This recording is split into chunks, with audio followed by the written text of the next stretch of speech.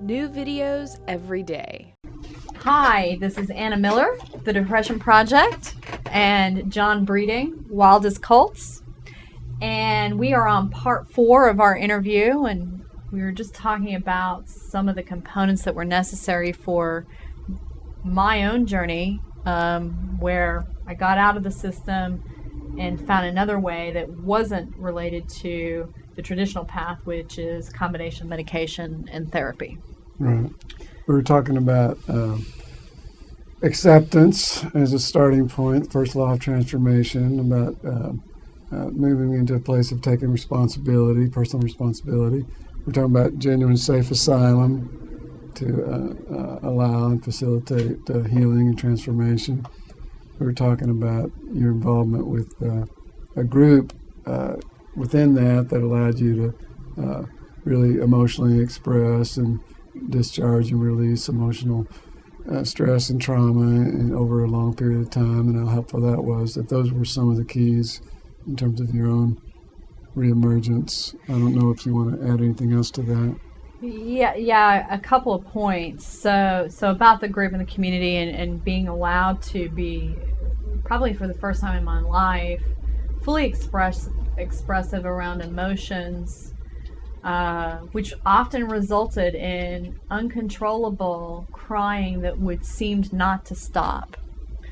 And having everyone around me be like, oh, that's cool, that's what you need to do today, and that you're totally fine and there's nothing wrong with you, was so important to be given the space to do that and to have that affirmed by other people, that, you know, not rejected or judged for doing those things. And since the label bipolar and the way that that's treated, it's not your fault, it's a chemical imbalance in your brain, all those things, and you feel helpless in that situation. For a while, there was a period of time, and this was also with the group, where I had so much anger about that I used to introduce myself as, hi, I'm Anna, I'm bipolar, and basically not to feel sorry for me, maybe a little of that, but mostly it was like, you better stay away from me, I'm crazy, and I don't know what I might do next because I have no control. So that seems to me to be a piece of the healing, you know, in AA recovery terms. When they're in the meetings, they stand up and say, hi, I'm so-and-so, I'm an alcoholic. There is something about standing in that's helpful. I took it to an extreme, and I see a lot of people, this responsibility issue around mental health issues like depression and bipolar, where it's set up that it's not your fault, it's a chemical imbalance in the brain, is not helpful for anyone. It's not helpful for the person to get well, and then the person goes off on and does things, and the family can't handle what they're doing, and it becomes a big mess. You know, John, as an expert in the field, I really can you add anything to that? I mean, that I find really distressing. If we don't allow people to get back into a sense of themselves and a path to healing around that, what hope do we have? Well, I would just second the idea that it's incredibly disempowering to tell people that, you know, their problems are due to something they have not only no control over, but no way of responding to it in a helpful way. You know, it's one of those great tragic ironies that the whole sort of anti-stigma campaign of psychiatry and the institutes of so-called mental health and stuff like that are exactly doing the opposite of what they want to do. You know, that it is stigmatizing to call people names and put labels on them, and so I just second what you're saying. You know, you said, I have a question. You said you said you were angry. Yeah. And I think you were talking about the label and looking back at the fact that you identified with that label. But you went through a lot of crying and stuff, and did you go through? Did you have to? We talked about going through, not out, or to go out. To get out, you have to go through, and you certainly did that with crying and grieving for all of the things that you needed to cry and grieve for. What about anger? Is my question. You know, I mean. Did you go through a period where you just wanted to bite people's heads off and actually experienced anger and and we're just angry person discharging anger for a while too, or not? Not in an uncontrolled way. Yes, I experienced anger, and I would say that anger is something that I've done a lot to suppress. And there's, an important reason for that. When you come out of the system with a diagnosis like bipolar, you feel like you're in a fishbowl and people are watching every single emotional response that you have to anything. So it becomes, certainly for me, it became extremely important to control what the world would see about me emotionally for a very long period of time, so that there would be no possibility that we were going to have any more trips to the mental hospital, or there are going to be any more ideas about getting back on medication once I made the choice to come off. So I would say in recent times, and so this is another important part about kind of the healing pathway. You could look at the last 10 years and say that I have had different levels of well-being during that period. All of them have been complementary. One level complements the next. And it's only been in writing the book and creating the project that I've been able to touch some of those places of anger. And really like be very real here today, and not have it be, oh, how much should I show or how much shouldn't I show, and those kinds of things. That level of management is gone from my system now. But that didn't come on until, I don't know, maybe a couple of years ago. I still felt like I had to hold the reins really tight. What about, and related to that maybe, what I was going to say, what about fear? Yeah.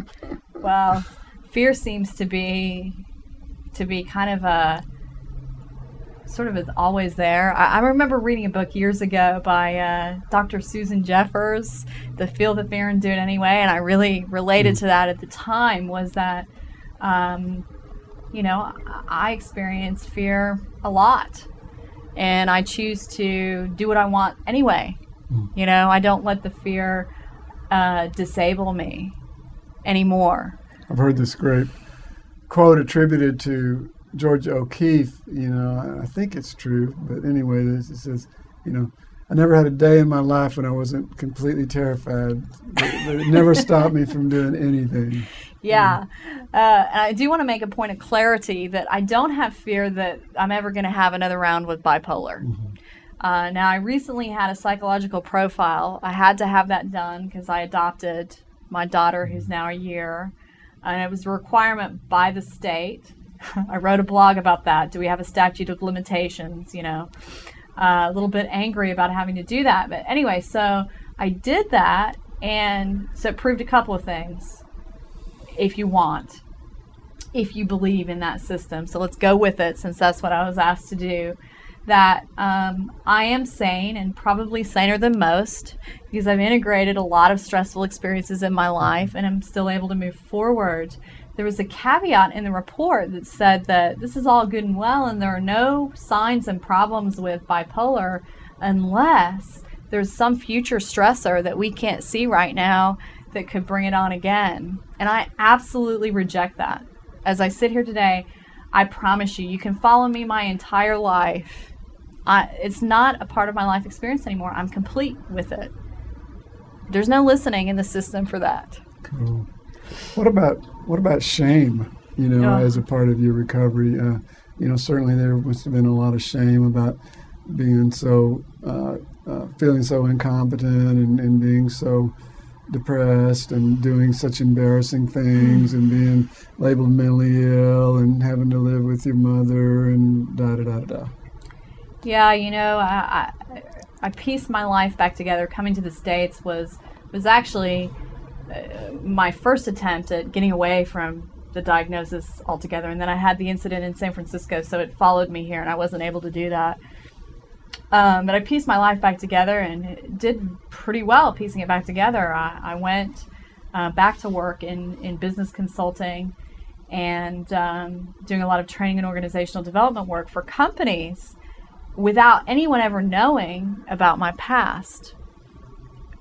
And I did really well at making all of that come together and really work. And so it was a secret. There were a few key people in my life that knew, and we would laugh about it. But mostly the world would never know that I'd had problems with mental illness. And by the way, one good way of defining shame is that it's the feeling that it's unbearable to be exposed. So you keep it hidden, whatever it is, a body part or whatever, you know. Yeah. So you're just kind of describing that, Yeah. the secret. Nobody's going to know this, you know. We have massive levels of overcompensation in areas of emotional control and projection of confidence and those things. Like I had a learned way to show the world that I was well. And the world didn't even think to question that I was. It was all me doing it. So the turning point, writing the book, and I had many people in the early days of writing it saying, do you really want to pen this under your own name? Do you maybe want to come up with a pseudonym to do it? Do you really want to go for this level of exposure? And I said, you know, it's a bit nerve-wracking. I don't know what might happen to my consulting practice if my clients learn this about me. And I know that a part of the problem that we experience in the world right now around this issue is that it's an invisible thing. And I have to come out in my own hand and do this. So it was a leap of courage on my part to do that. And the Depression Project was born out of it. And I'm glad I did it.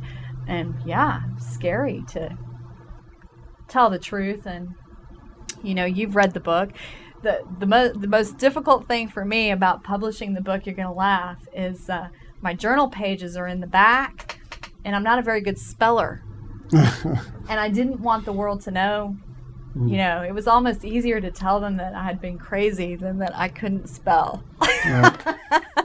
I've been wild and crazy and depressed and down and out and locked up and shot up with drugs and humiliated and stuff. That's okay for you to know that. Just don't. I can't spell. Well, John, I think we're at the end of part 4 here, and I think we want to talk about some causes. So stay tuned for part 5, and we'll talk about where this journey really began. And John Breeding, Wildest Cults, Anna Miller, The Depression Project. Thanks for listening.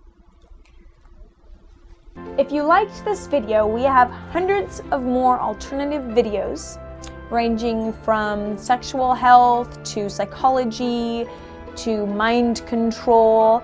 So if you liked it, go ahead and click on me to enter the Psychetruth channel.